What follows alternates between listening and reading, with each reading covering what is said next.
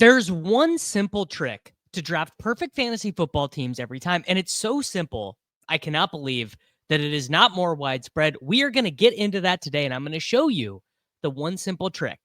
It's Short King Summer, dude. It just feels like no one in fantasy sports ever learns anything. Does he mistime it, or is Brock Bowers just a grown man? Brock Bowers is just a grown man.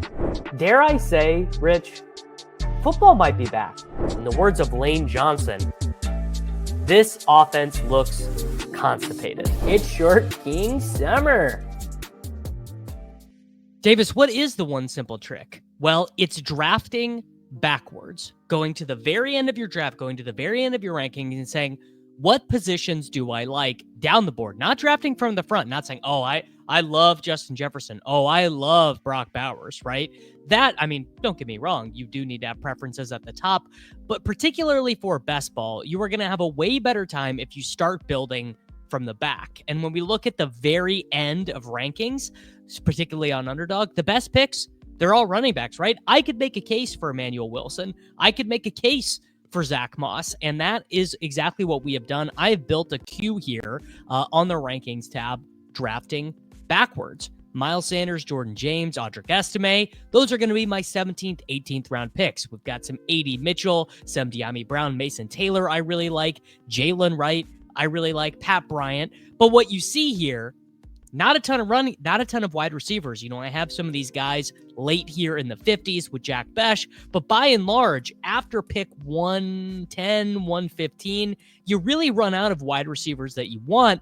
And in these middle ranges, we run out of running backs that we want. Jaden Higgins all the way to Xavier Worthy. In terms of guys I really, really want, Caleb Johnson was the only one there. So I think that should inform quite a bit of your strategy. Obviously, I'm going to try and leave myself open to not just take guys on this list. I have 31 players highlighted, drafting backwards, going through pockets of the draft that I really like. And we are going to show you this backwards drafting exercise. So we are drafting at the 1.8, which means that we're not actually going to be able to get any of the guys we starred really in the first two rounds, perhaps Brock Bowers in the second, but Justin Jefferson was my star in the first round in this drafting backwards exercise. I know from looking at this that I'm going to like running backs late, but I am going to just go ahead and I'm going to take Malik Neighbors. I'm going to take Malik Neighbors for two reasons. The first being I'm a little bit light in my portfolio on Neighbors. The other reason being, if I look at my little sheet here, I have A-Chain, Jonathan Taylor, Breece Hall, Caleb Johnson, Jaden Blue, Tank Bigsby. I have actually more gettable running back targets starred than wide receiver targets, right? If you look at this list, you see guys like Addison, Williams, Worthy, Rashee Rice. The room is going to control how often you're able to get those players just due to the nature of where they go. Most of your running back targets after round 10, you can kind of just get these guys. Jaden Blue, if you want Jaden Blue, you can have 100% of him in your drafts. The other thing is I actually do like Jackson Dart. So thinking about drafting from the back on up, I'm a little bit higher than the market on Jackson Dart. And I thought in doing this exercise, it would be better to not try and star too many quarterbacks because by and large, I think your quarterback should it should just be a function of the rest of your team. I'm not letting quarterback influence my strategy a ton. I was hoping that we'd maybe get a random Ashton Genty fall here. Doesn't look like we are going to. Going to be taking Brock Bowers. Bowers was starred on my list. And going through this list, something that I noticed is I didn't really love the prices on a ton of time. I mean, I like Travis Kelce. I like a lot of these guys, but the only tight ends that I starred working from the back in this exercise as priority targets were Hunter Henry, who goes in the 170s, and Mason Taylor, a 185. I also had Geno Smith starred at a 165.5 ADP. So as he is one of my favorite late round quarterback values, this is a perfect instruction of how knowing who you like in the back half of the drafts is going to influence your strategy in the front half of your draft. All right, I think I'm going to try and push it here. Breece Hall is a 36.3 average draft position. I pick at 41. I think there's a reasonable chance that I'm able to get him there. Actually, you know what? I lied. I'm just going to take him because, again, looking back on my list, this is how your list can help inform you. The next 6 of the next 7 players that I've highlighted are all wide receivers. I would be happy with basically any combination of those players. I'm likely to be able to get Xavier Worthy, who was on my list, with my next pick. And then at pick 56, 65, 80, by and large, I'm probably going to at least feel comfortable with a wide receiver in that range and not feel comfortable with a running back. You know, DeAndre Swift, Brian Robinson Jr., I mean, even Alvin Kamara, James Conner, these guys are fine. Not as if I am not picking these guys, but they wouldn't be core tenets of my strategy. And what doing a running back here allows me to do is you feel like you have a nice, calm base for your running back room. We have Malik Neighbors, we have Brock Bowers, and we have Breece Hall. So we have an elite option at all of those positions. And now I'm not going to be chasing my tail for the rest of the draft. Again, working backwards, seeing that I'm kind of fine with Audric Estime as my running back 6. Again, we're just going to take Jameson Williams here, a guy who was highlighted on my list and a perfect example of why I think taking Breece Hall there was absolutely correct. There's a pretty big gulf in my mind between Breece Hall and Amarian Hampton, but not much of a gulf between Mike Evans, Xavier Worthy, and Jameson Williams. So I think that was definitely the correct pick.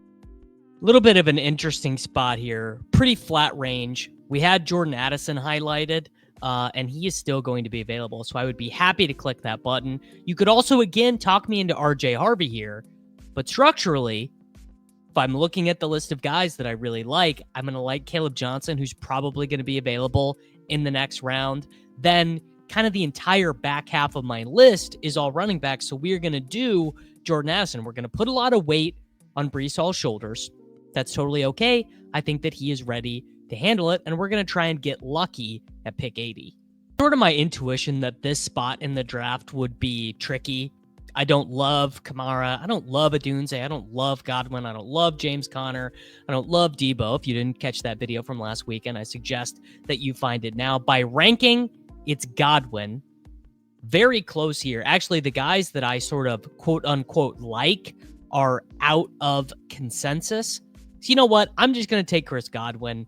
I don't feel particularly strongly about a selection here, but I do know that if I look at the guy that I have starred, I have 2 guys who are roughly likely to be available at the next pick in Caleb Johnson and Matthew Golden. I think wide receiver is a little bit more of a need at that spot in the draft because I think there is a tier break there. Very possible that I'm wrong. Very possible that Kamara or Connor was the pick there, but I am banking on Caleb Johnson and our late round running backs to really help our anchor running back in Breece Hall.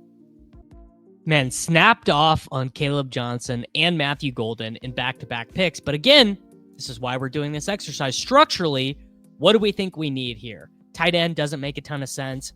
You could certainly argue for Jaden Reed. He's the highest value by my ranking, and he's a little bit of an ADP value.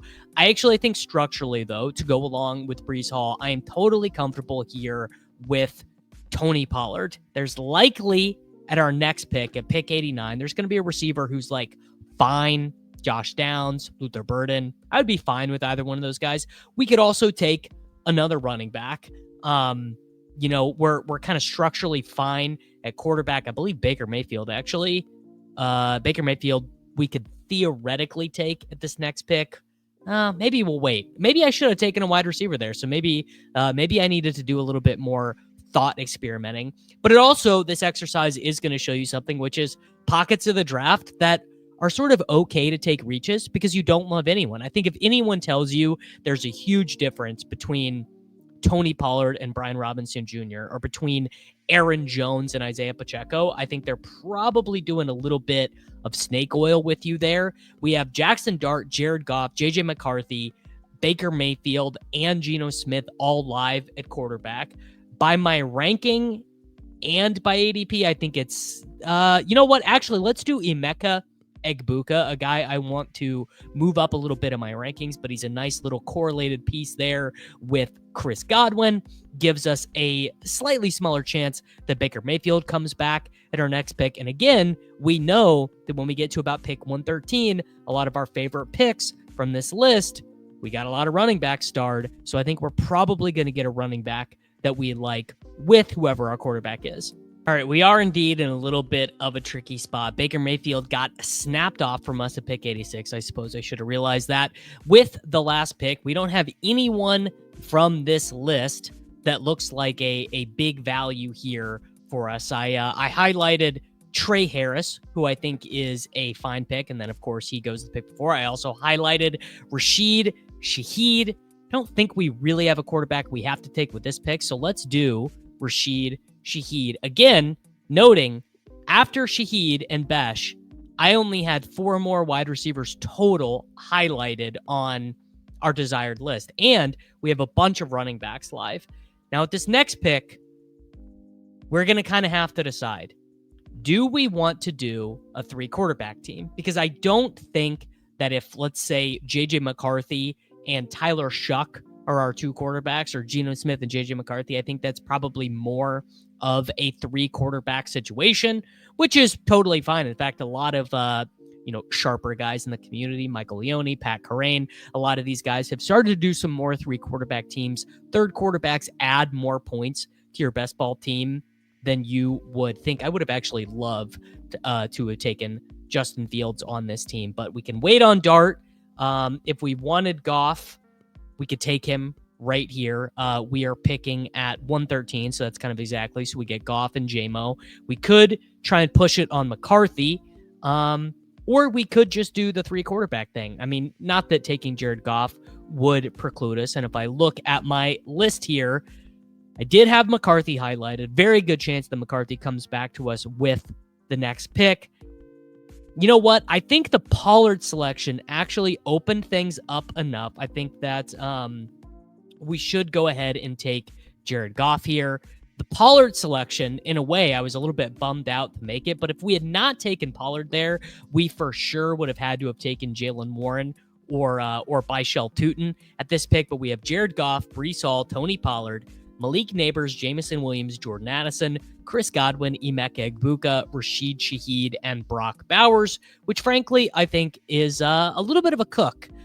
Not sure how we are going to land this plane, but thankfully I've got my handy-dandy list here of late-round targets building back, and I know exactly what I'm doing structurally when I'm at this part of the draft.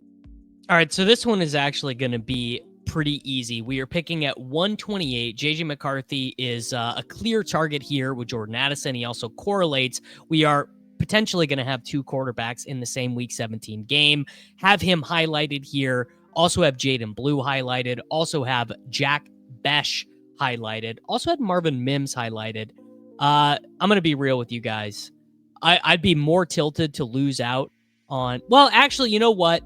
Let's do Jaden Blue. If I lose out on McCarthy, I lose out on McCarthy. I've got Geno sitting there in my back pocket. My own mental exercise actually just saved me. Probably would have taken Marvin Mims there had I not taken Shaheed at this pick. Just one of the ways... drafts just kind of work out that way sometimes. Sometimes your first sometimes having to go to your second option puts you in a more comfortable position a little bit later. It's why we always talk about, trying to build super teams, always trying to push ADP value as much as possible. And I think I did the right thing there. So I got Jaden Blue, who is highlighted as one of my sleeper running backs. Very good chance that Mr. Tank Bigsby comes back to us at pick 152. Man, boy, did Buck get in my brain with that video on the Jacksonville Jaguars backfield on Cartavius Bigsby. But Jaden Blue gives us a upside option as our running back 3. Very funny that he is best ball teammates here with one Mr. Tony Pollard. Jaden Blue is just new age Tony Pollard. Bang! We are going to add J.J. McCarthy into the quarterback room. So we have our quarterback room. We could add Geno Smith to this one if we want. We'll see how the running back situation plays out. Goff, McCarthy, Breece, Pollard, Blue, Neighbors, JMO, Jordan Addison, Chris Godwin, Emeka Egbuka, Rashid Shaheed, Brock Bowers, with only one rookie wide receiver here in that room. I think we could be comfortable only going 7 and actually doing 2 quarterbacks, 7 running backs, 7 receivers, and 2 tight ends. But let's see which other of our highlighted options is available for us as we work our way through the... All right, we are on the clock with our 1-3-6-1 build. Tank Bigsby did hang around another week 8 bye, which is fine. I'm probably leaning towards a 7 running back build on this team. I mean, half PPR. We are always going to slightly err towards the running backs. Of course, Tank was on our list. The next running back on our list is Jalen Wright, and curse of the streamer, man. Absolutely did that one to myself. Little bit of a tricky spot here. I am just going to take Austin Eckler. Really, not highlighted on my list. And Austin Eckler, fine projectable volume. He's a chaperone for this room. Man, AK 015, just absolutely stabbing me in the gut there. But I knew from building backwards, this was a range where I wanted to be done with wide receiver. I did not want to be drafting Jalen McMillan. I did not want to be drafting Cedric Tillman, particularly. I mean, I think Cedric Tillman is fine. I don't want to be overpaying for Pat Bryant at this spot in the draft. I knew that I structurally wanted running back, so I'm pretty comfortable actually at the end of the day with that decision. The individual player I don't love, but I think that's fine. Another lesson to be learned is that our ability to project which one of these guys is the hit, like, will Tyler Algier or Tank Bigsby be a better pick? I mean, I lean Tank Bigsby because he could take over that Jacksonville Jaguars backfield without an injury. But if Bijan Robinson turns his ankle in week 4, well, guess what? Tyler Algier was probably who you needed in 2025, right? So I knew that we wanted a running back. We got a running back. I would have been potentially partial to Braylon Allen there, but we already have Breece Hall. I also really like Roshan Johnson there, a chance that Roshan makes it back to us. But I also know that I have Pat Bryant, Hunter Henry, Jalen Wright highlighted, and I don't really care which one of them we get here. And Pat Bryant goes there to my boy. This is fine anyways. So the question I've got to ask myself here is, do I want to take Roshan, who I like? Do I want to take Geno as a third quarterback? You know what? I highlighted Geno.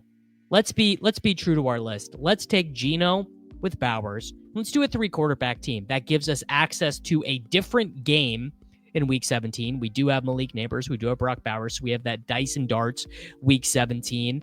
Builds in a little bit of stability there with McCarthy. And maybe Detroit, Minnesota, that we think is this great week 17 game, maybe that flops and maybe we get a crazy shootout between the Giants and the Raiders. All right, almost certainly needing a running back here. I think we can maybe even wait just until the very end for our second tight end. I did have Mason Taylor highlighted on our list, but we're going to do Jalen Wright here.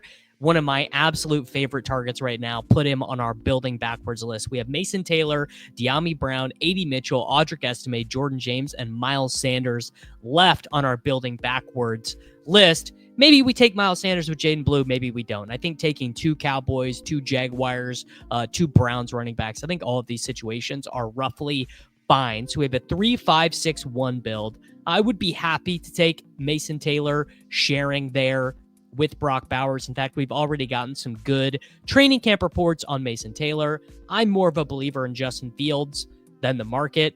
Now, maybe that makes me an insane person, but if you're looking at wide receiver 2s who are Allen Lazard, Josh Reynolds, Tyler Johnson, I think you are probably stating to me that you do not have a wide receiver 2. Mason Taylor, a very high-end second-round pick in the NFL draft. Probably by talking about him so much, I'm encouraging, even though this isn't a stream, I'm encouraging someone else to take him. But I think there is a decent chance here, actually, that if we snap off Taylor here, we actually might just get the entirety of the purpose of this exercise, the drafting backwards exercise. Like, I'll say this. If you pre-plan out your round 16, 17, and 18 picks, boy, will it just make your life a lot easier in these rooms. And we are going to select Mason Taylor, who I have ranked a round and a half ahead of ADP. We are good on bye weeks, so our tight end room is Brock Bowers and Mason Taylor. We have total positional freedom here. Breece and Pollard are fine at running back 1 and 2. I can definitely, in my opinion, count on one of Blue or Wright being a relatively minor hit over the course of the season. We have 2 picks remaining. They could both be running backs, but probably 1 running back, 1 wide receiver. That third quarterback stole our flexibility away a little bit, but I think we added some ceiling with that move. All right, so we didn't get A.D. Mitchell. We didn't get De'Ami Brown. That would technically be the end of the wide receivers that I start. I think there's a pretty good chance we get one of Miles Sanders, Jordan James, or Audric Estime with our final pick.